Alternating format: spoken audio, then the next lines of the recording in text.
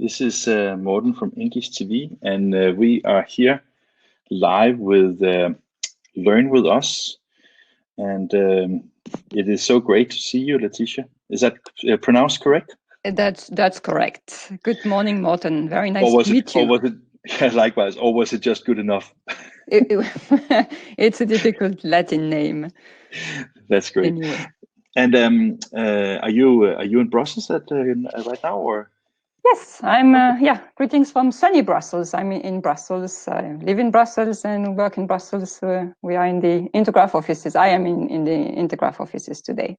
Okay, so you are allowed to go back to more normal lives, basically. We still work pretty much from home, but from time to time, I think it's nice to come back to the office. Yeah, that's great. We are going to talk about your work as, is it Policy Advisor?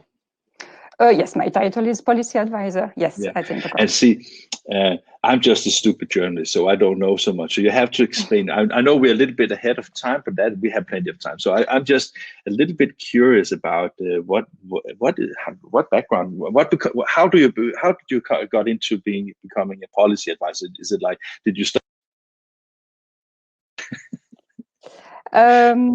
My background is not printing; it is policy. I'm an economist actually, and I graduated into European economics, so specialized into European policy. And I started at Intergraf in 2012, so that's my little experience with printing. Before that, I had a similar job in similar structure, also a European trade association, but dealing with waste management. I was representing basically the private waste management companies. Therefore, this strong link to environment as well, and through my experience with environmental policy in my previous job. That sounds great. And I think that one of the things that is see, Carsten is trying to get into our room all the time, and he is not. He's up. Carsten, he's get not out. Welcome. Okay, Carsten, you want to join us or no? No. Basically, I just kick you out again, Carsten. You have to wait a little bit if you can hear me. Okay. No. So, Laetitia, I was just wondering, because for people, everybody of our.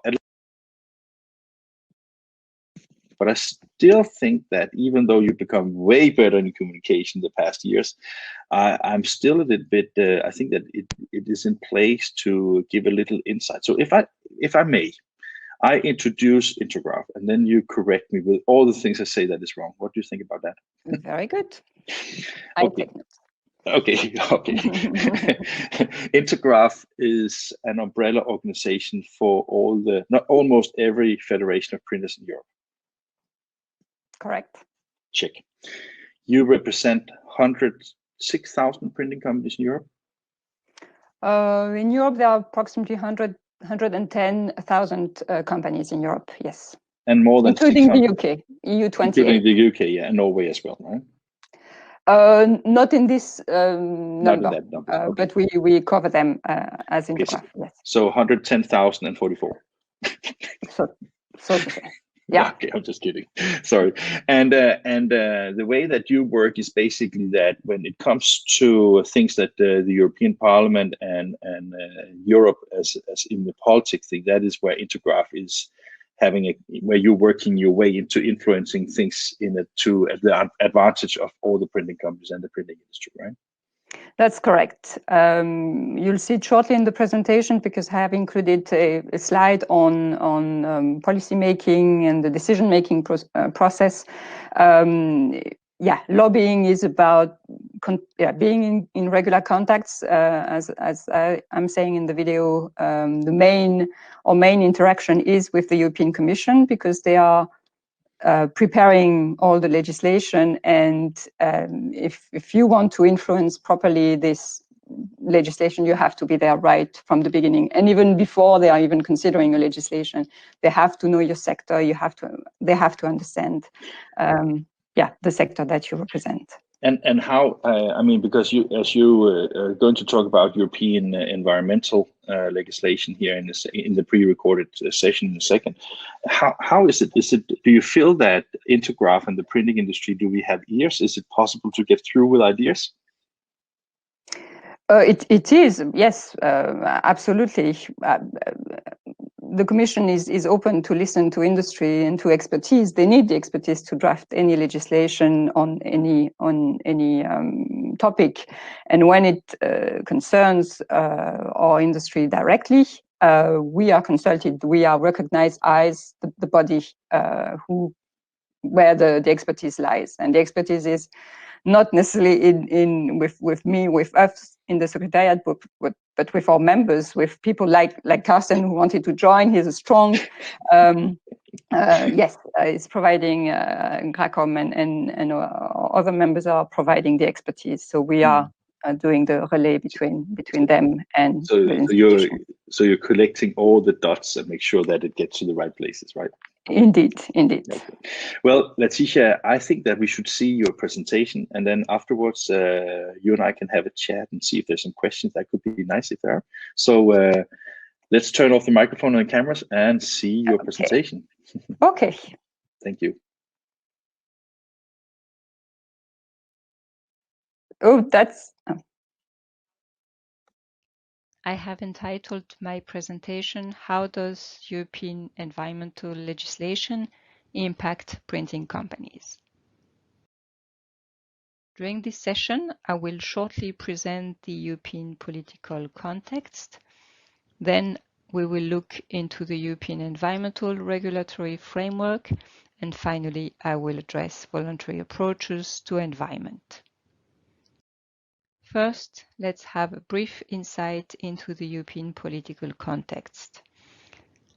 You can see the different topics that I will address on the screen. How does the European decision-making process work?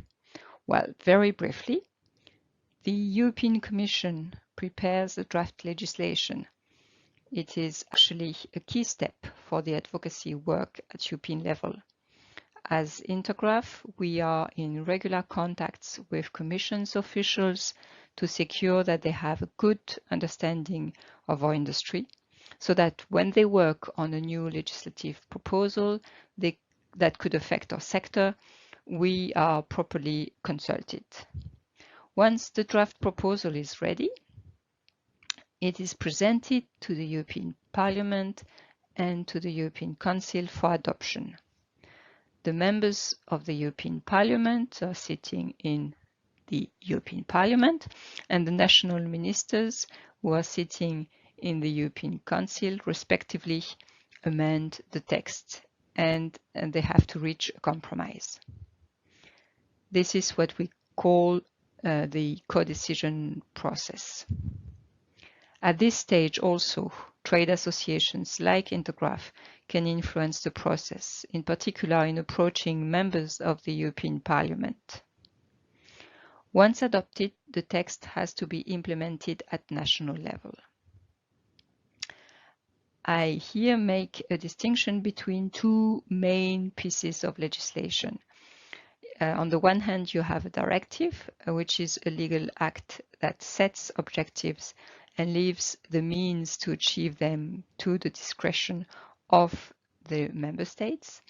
And on the other hand, a regulation that applies directly at national level. I will mention the two during my presentation.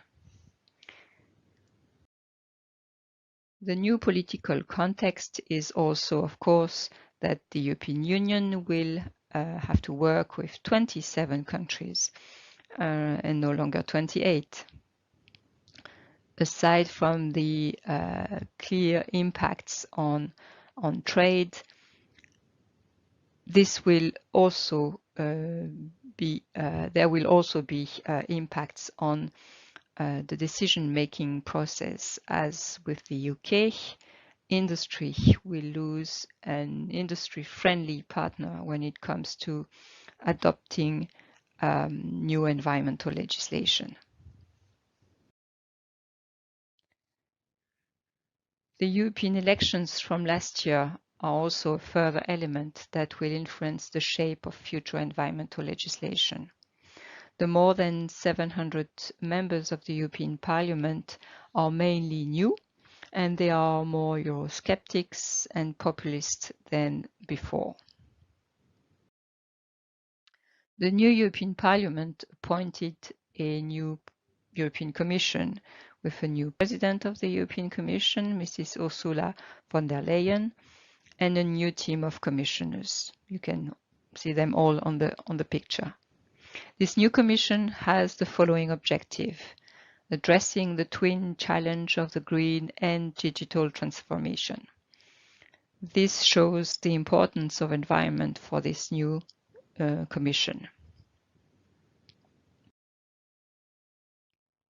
Shortly after taking office, this new Commission has unveiled in December 2019 its environmental work programme under the name the European Green Deal. It addresses several areas, and you can see them on the screen, but I would mention only two.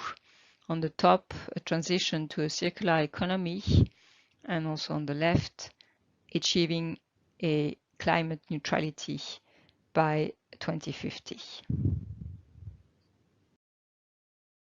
The new European Commission's environmental ambitions is, however, disrupted by the pandemic and its economic consequences.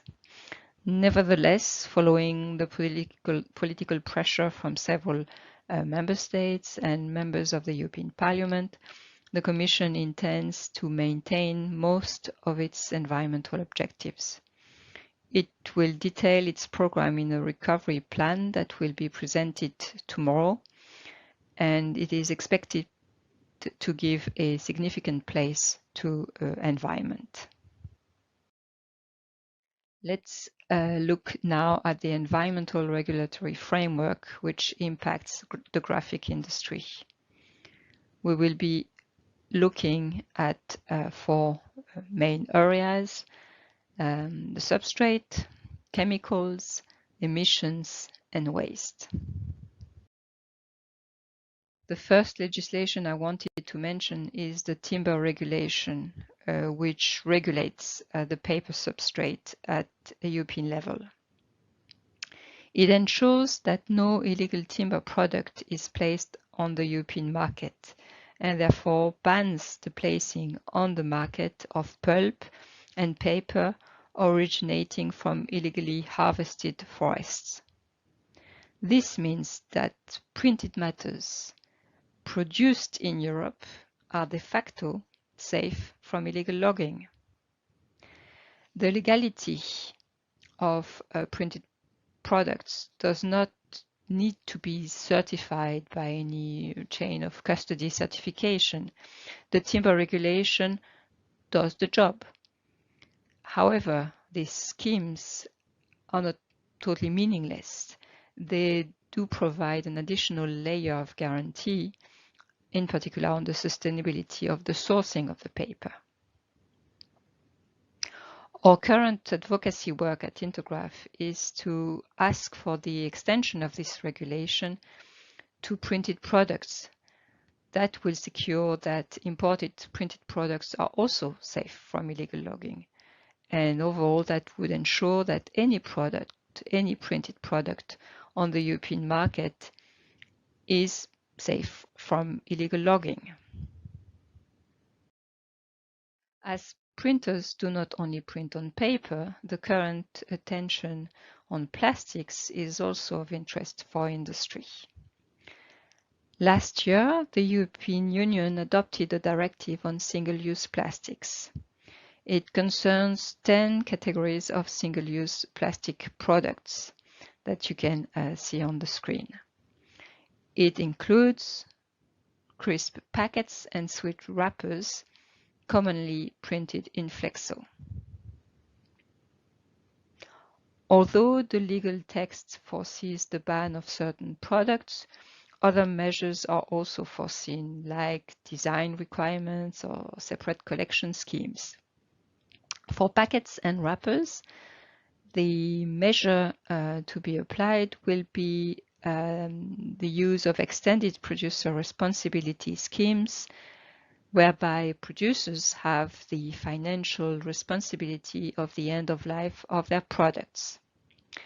Depending on the national requirements of the scheme, this may significantly impact the design requirements of the brand owner to the packaging printers. We received the question from members whether laminated paper-based products can be considered as single-use plastic products. Well, the answer is yes, but yes, as the definition covers products that are also partly made of plastics, but the Commission intends to produce guidelines soon in order to clarify the situation for laminated paper-based products. The second area that I wanted to mention are chemicals. The printing industry uses many chemicals in inks, in solvents, or in cleaning agents. Chemicals are regulated by the REACH regulation, which stands for Registration, Evaluation, Authorization, and Restriction of Chemicals. Under REACH, printers are so-called downstream users, and their main responsibility is to comply with the instructions of use provided by suppliers in the safety data sheet. However, ultimately, decisions on chemicals at European level will impact printers. To illustrate this, let's briefly look at two chemicals that were scrutinized recently. Titanium dioxide is the first. It is used as white pigment in printing inks. It has recently been allocated a new hazard statement, a new label. For our industry, it has luckily limited consequences because it is not used in its dust form. So at most, it may mean adaptations of occupational health and safety measures. The other example I wanted to use, and which is still ongoing, is chromium trioxide. Chromium trioxide is now subject to authorization. Chromium trioxide is used by the gravure printing industry for the chrome plating of printing cylinders. This authorization process, which is still ongoing, is key as to date there is no alternative to chromium trioxide. The next environmental area I would like to mention are emissions. They are regulated by the Industrial Emissions Directive. In printing, the main pollutant are volatile organic compounds, VOCs, through the use by the printing industry of solvents. The directive applies to printing companies consuming more than 200 tons of solvents per year.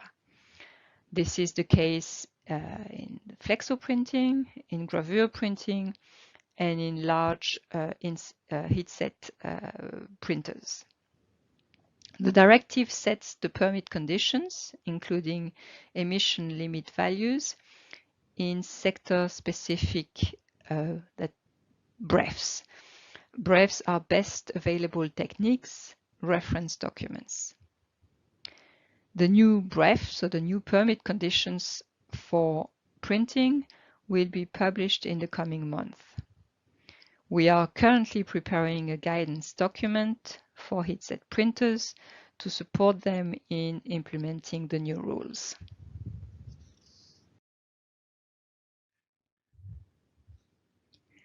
Let's finally look at the waste area. The Waste Framework Directive sets key principles for the management of waste and sets recycling targets by 2030. You can see them on the screen. There is no mandatory target for paper recycling, but industry has committed to improve paper recycling over time. In 2018, the paper recycling rate in Europe was 71.6%. You can see on this graph the evolution since 1991. The second graph shows that Europe is world champion in paper recycling. You can see the comparison with other continents.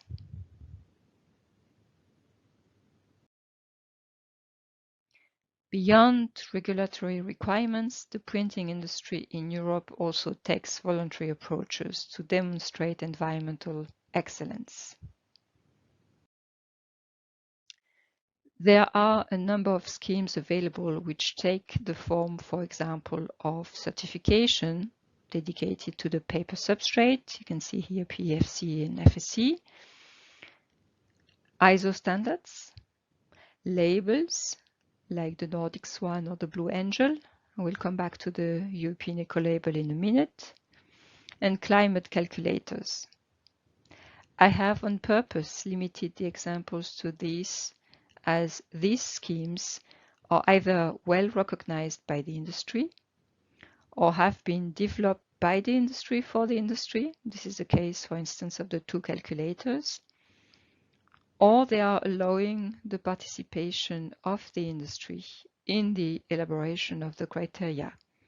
And this is the case of the 3 eco-labels I mentioned on the screen. Let's look at the EU eco-label for printed paper. It is not widely used in the industry yet. There are approximately 130 licenses in Europe. It is a voluntary scheme, similar to the Nordic Swan or the Blue Angel. The criteria are decided at European level, and they address the substrate, chemicals, recyclability, emissions, waste, energy, and training of staff. Products fulfilling all the criteria can carry the European flower. The criteria were recently reviewed and will be published in the second half of 2020. We will also produce some guidance on this before the end of this year. The last slide of my presentation relates to the environmental footprint, which is an alternative way to eco-labels to communicate about the environmental performance of a printed product or a print process.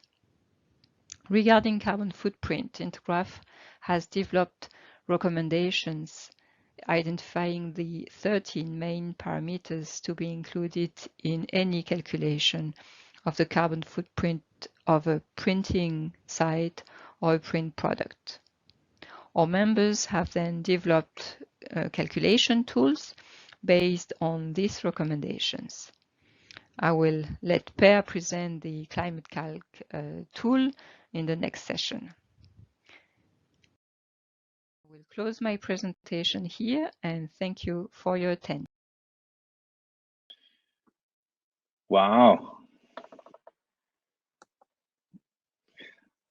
I really like that one. Good. Yeah, it's you know, it's like for me, it's like every time when you go to a webinar, right, and you're registered to get here, it's like you force yourself to listen to it, of course, but you are here because you want to learn. And when you get into sessions about something that you know absolutely nothing about, then everything becomes like manna from the heaven, right? So I hope you learn some things. I wanted to be as complete as possible. I didn't even cover everything, but giving a flavor of a bit of what's going on at European level. I think that you did, and I think also another thing that I find really interesting in this relation is also the fact that that emphasis how important Intergraf is, because how should local representations get into the level of knowledge that you have? How should European printing companies, you know, contract all that? Because I mean, I just got like, I think for example got like Angelo, he is asking here. You referred to the titanium dioxide used in white ink, right? And he said, he's asking here in the chat, he said, does that also relate to inkjet labels, for example? Titanium dioxide in any form, including in the toothpaste, is concerned. It's mainly when it's sprayed. So the hazardous statement, concerns when it's sprayed. Overall, I think this is less of an issue at the level of the printers. It will be an issue for consumer goods like white paints, where they have to put labels that look very dangerous, where you might think twice before buying the white paint with this very dangerous label. That's the kind of consequence that this had ultimately, because there was a strong lobbying from industry and not only from Intergraf. We just joined much larger platforms, lobbying for platforms to secure that the consequence would be limited. And when let's say that when the legislation comes with suggestions or requirements to abandon things or make sure that it is labeled as dangerous, is it also part of a process that kind of emphasize the industry's need to reinvent? Because obviously there must be other solutions to it, right? This is typical to chemicals legislation. The EU in general wants to force indeed industry to innovate. I was mentioning chromium trioxide. We are under this process of authorization, where authorization will be given for a certain number of years. After that, industry will have to prove that they are still making efforts to find alternatives, less hazardous alternatives. So that's exactly the point, in particular in chemicals, but that's the same for emissions. Yes, they are always looking for innovations. And what about if you look at, because maybe Europe is sometimes seen as an island, but we are not. So do you also have, when it comes to legislation about, for example, chemicals and things used in, for example, paper and inks, do you have also, I know that you represent Europe, but is it something where you try to make like global impact of these kind of things? Because I mean, if China or for America, then it might be something that is a little difficult to be in favor of. Or do you get my point? Yeah, yes. While the international level, we are collaborating quite well with the international level. We are part of the WPCF, the World Print and Communication Forum, where we have contacts with the US, including with China, Japan, and others. And Intergraf has even the secretariat of this group. But when it comes to legislation, there's less contacts. There are exchanges, and sometimes we realize that certain countries are following the same path. But yeah, we are regulated by different legislation, but it's important in the context of competition to mention that Europe has a very strong and solid regulatory framework, and it's important to be able to apply this the same standards when other countries, third countries, do import printed paper, printed products on the European market. And that's the whole point of the first issue I was mentioning, the timber regulation. We have really a strong point with this issue of making sure that the same rules apply to both European produced products and imported products. And I think that also, if you look at I can't remember the title, the green initiative that you had about with the circular economy and those kind of things. I think that every time you maybe that is like something that is an advantage, because if we on European level get the same kind of regulation, that means that we have the same competitive advantage, disadvantage within Europe. So now we just have to turn that we have maybe a higher and greener environmental profile compared to other countries. So we should turn it to a competitive advantage selling the products, right?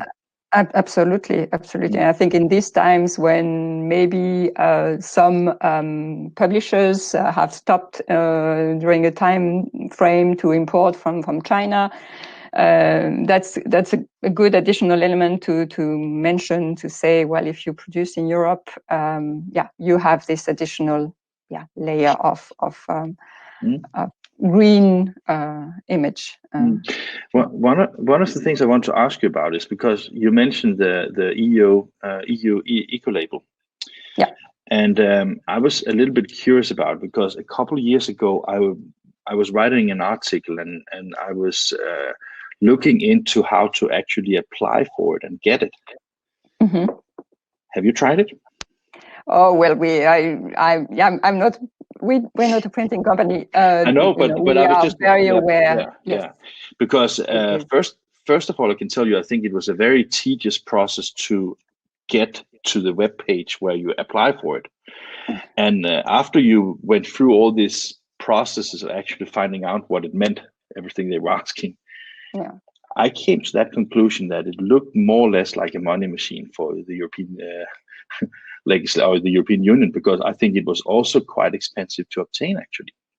We have, and that's exactly the kind of arguments we gave to the Commission when actually they were considering even additional criteria, or one very typical example is the recyclability criteria, where you have to actually send your printed product for a test on the inkability, actually. There, it was difficult for the Commission to say that there wouldn't be any the inkability test, but they made it more easy for printing companies to do the test. So basically, you can send a kind of fake printed product, and you can cover a large part of your production. We kind of managed to include in this Ecolabel some easier solution, but I agree with you. I think that's also what we have as feedback from companies. You have to know that when you apply for the Ecolabel, you don't apply to the European level. The European level has set all the criteria, but you apply to your national authorities, competent authorities, who are also the ones who are giving the Ecolabel, as they are giving the Nordics one. So yeah, they should try to make your life easy. Okay, that's great. Use plastic things, right?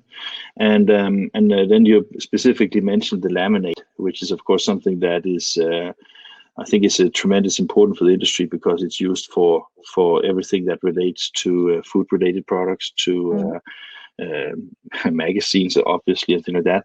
And I think that some vendors may have thought that it was an alternative to use UV varnish, right? But in your opinion, is UV varnish a better and safer choice over lamination when it comes to the environmental things? Well, I don't have the technical expertise to answer this question, but it is something that is being discussed. The reason I'm asking is because I was just thinking that UV and the components of UV, both ink and varnishes, has for many years been like almost impossible to get food approved, and now it's started because you have like broader spectrums of UV. I'm not talking technical thing. I'm not a technical person either, but I was just wondering. Sometimes when you just spoke about it before about the chemicals used in, for example, inks. Obviously, it's interesting to see, okay, what are the alternatives? Because you can't have food that is direct contact with the paper either, right? So sometimes you need to have something that can substitute it. And I was just wondering, is it maybe corn-based plastics, or kind of things that can be? I think it's a recycling issue that is a major issue with lamination, isn't it? Yes, there is no legislation on this yet at European level. I know at national level there are issues and discussions going on, but yes, that's definitely an issue and an environmental issue. Yeah, that's great. I can see that we have, Carsten, we kicked Carsten out, but he's saying no problem with UV inks and FCM today. Of course, not all. So we got the answer anyway. And I can see that Angelo is also asking about the opt-in, opt-out in relation to post. And I can see that Beatrice, she has Beatrice, she replied. She's looking after me. Yes, that's good. And I can tell everybody who is interested, I did an over the Skype session with Beatrice a couple of weeks ago, and she's actually answering the questions regarding the opt-in, opt-out as well in that session. So I think that unless you have anything else you want to add to the conversation, I really want to thank you for taking time to be part of this. I think it was really educational. I learned a lot. I hope our audience also learned from it. So thank you very much for your time. Well, thank you very much from my side for the opportunity to present. Thank you, Morten. Always welcome. Thank you. Bye-bye. And before we get to the next thing, I just kicked Laetitia out. That is the beauty of being the moderator. You can just kick people in and out as you want them. So now we have a little break of it's about 11 minutes. So that is where you can get your coffee and get ready for the next session, which is with Carsten Bøe. I know that we announced it should be Per K. Hansen, but I think that Carsten will cover everything on his own. He's a brilliant guy, and he knows a lot about the climate calc and all the things that you need to know. So let's meet in 10 minutes or so, and I hope you will enjoy it. Thank you very much for this session, and see you in a moment.